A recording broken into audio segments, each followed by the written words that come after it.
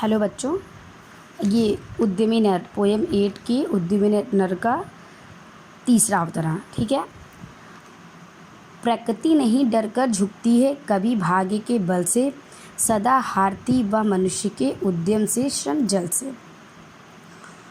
कवि ने यहाँ कर्म को महत्व दिया है, भाग्य से अधिक कर्म को महत्व दिया है और कहा है कि केवल भाग्य के बल पर बिना कर्म किए कुछ भी नहीं पाया जा सकता।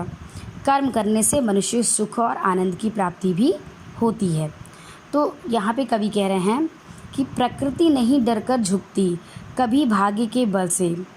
प्रकृति कहते हैं कि प्रकृति जो प्रकृति है, नेचर है, ठीक है, वो कभी नहीं डरकर झुकती, कभी भाग्य के बल से नहीं, किसी के भाग्य के बल से वो नहीं डरती है, किसी के भाग्य में कुछ लिखा है डर कर वो नहीं दे देती है, बल्कि सदा हारती व मनुष्य के उद्यम से श्रम जल से।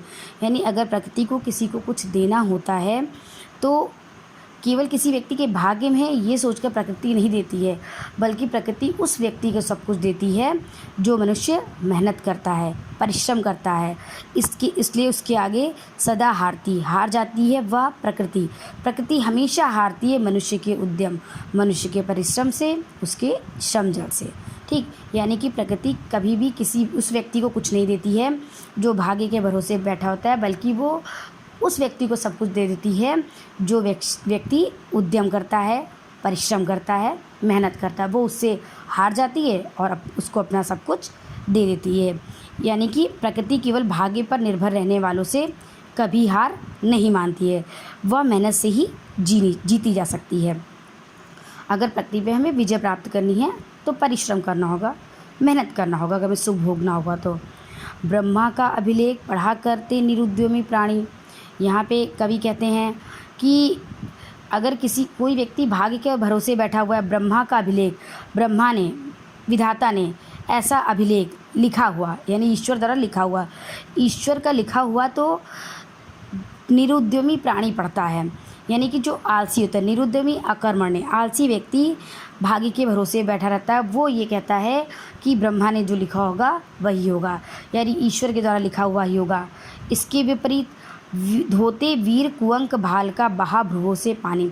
इसके विपरीत जो वीर लोग होते हैं, धो देते हैं वीर लोग कुअंक, दुर्भाग्य, कुअंक दुर्भाग्य, भाल मस्तक, यानी कि मस्तक पे जो दुर्भाग्य लिखा होता है, वीर लोग क्या करते हैं उस दुर्भाग्य को धुल देते हैं अपने पसीने से, ठीक है, भवों के पानी से, यानी कि अपने मेहनत के पसीने से।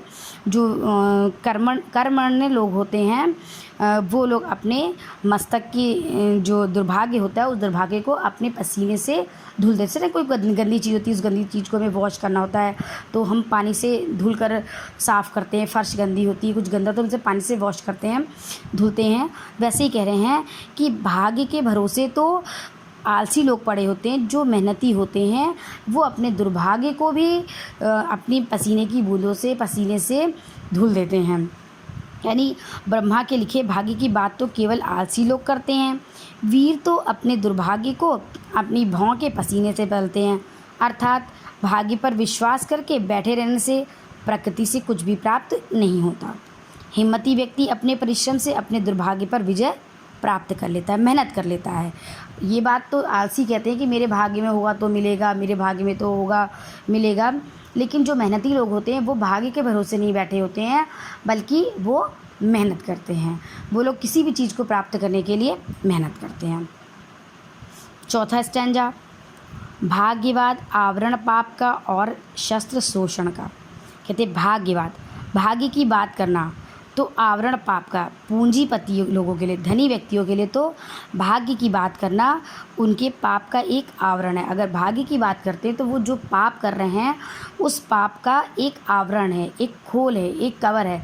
भाग्यवाद की बात कर करके वे अपने पाप को ढक लेते हैं। भाग्यवाद आवरण पाप, यानी धनी व्यक्तियों के पाप का एक आवरण है भाग्यवाद। वो भाग्य की बात कर करके अपने पाप को ढक लेते हैं, और शस्त्र शोषण का, और इसी भाग्यवाद को वो एक शस्त्र बनाते हैं और इस भाग्यवाद के नाम पर लोगों का शोषण करते हैं। यानी भाग्यवाद धनी व्यक्तियों के लिए अपने पापों को छिपाने का पर्दा तथा दूसरों की कमाई को खुद हड़पने का एक शस्त्र है। यानी समझ में आया ना लाइन कि भाग्यवाद की बात धनी लोग करते हैं और धनी लोग के लिए भाग्यवाद अपने पाप को ढकने का एक आवरण और एक शस्त्र है जिससे वो दूसरे का शोषण करते हैं। एक आवरण है भाग्यवाद, एक आवरण है जिससे अपने पाप को ढकते हैं और एक शस्त्र है भाग्यवाद, भाग्य की बात करना, भाग्य के भरोसे रहना। धनी लोग कहते हैं भाग्य से मिला भाग्य, तो वो इस भाग्यवाद के शस्त्र से दूसरों का शोषण करते हैं। और इसी के द्वारा जिससे रखता दबा एक जन से दूसरे भाग दूसरे जन का, और इसी के द्वारा ही, इसी भाग्यवाद के द्वारा भाग्य की बात करके एक व्यक्ति दूसरे व्यक्ति के भाग को जो उसके हिस्से की चीज़ होती है, जो उसके हक की चीज़ होती है, उस हक को दबा करके रखता है। पूछो किसी भाग्यवादी से यदि विधि अंक प्रबल है। अगर वाकई में भाग्य इतनी बड़ी चीज़ होती है तो कहते कि जाओ किसी भाग्यवादी से पूछो, जो अपने आप को बहुत भाग्यशाली कहता है, बहुत भाग्यवान कहता है, जाओ जाकर के किसी भाग्यवादी से पूछो यदि विधि अंक प्रबल है। विधि अंक ब्रह्मा का लिखा हुआ, विधाता का लिखा हुआ, या भाग्य, विधि अंक भाग्य अगर वाकई में इतना प्रबल है, ताकतवर है, अगर भाग्य वाकई में इतना ताकतवर है तो पद पर क्यों ना देती स्वयं वसुधा निज रतन उगल है। तो फिर उस व्यक्ति के पद पर क्यों नहीं देती है स्वयं वसुधा निज रतन उगल, अपने रत्नों को। यानी कि कहने का मतलब कवि ने कहा है कि किसी भाग्यवादी से, जो भाग्य की बातें करता है, उससे जाकर पूछो कि अगर वाकई में भाग्य इतना ताकतवर होता है तो बिना मेहनत के धरती क्यों नहीं जाकर के सारे रत्नों को उस व्यक्ति के पैरों में उगल क्यों नहीं देती है।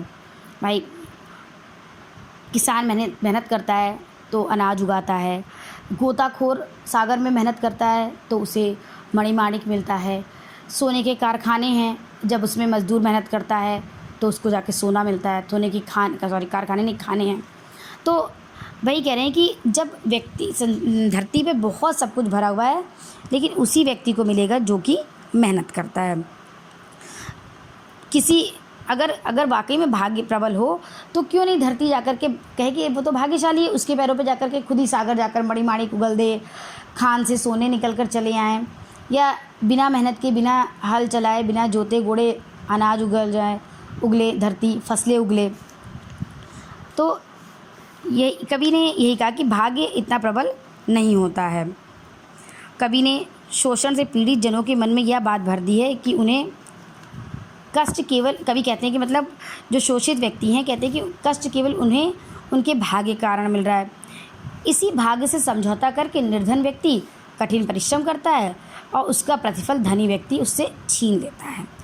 अमीर व्यक्ति भाग्य की बात करता है, तुम्हारे भाग्य में यही है, और निर्धन व्यक्ति से, मजदूर वर्ग से काम करवाता है और उसके हक को छीन लेता है और कहता है तुम्हारे भाग्य में यही है। कवि कहते हैं कि ऐसे लोगों से यह बात पूछनी चाहिए कि यदि विधाता ने उनके भाग्य में धन दौलत लिखी है तो धरती स्वयं उनके चरणों में अपने रत्न क्यों नहीं उगल देती। वे अपनी चालाकी से निर्धनों का शोषण करते हैं और धनी बन जाते हैं। उनका कार्य केवल छल है और भाग्य का सहारा लेकर वे पाप ही करते हैं। समझ में आएगा। तीसरा भी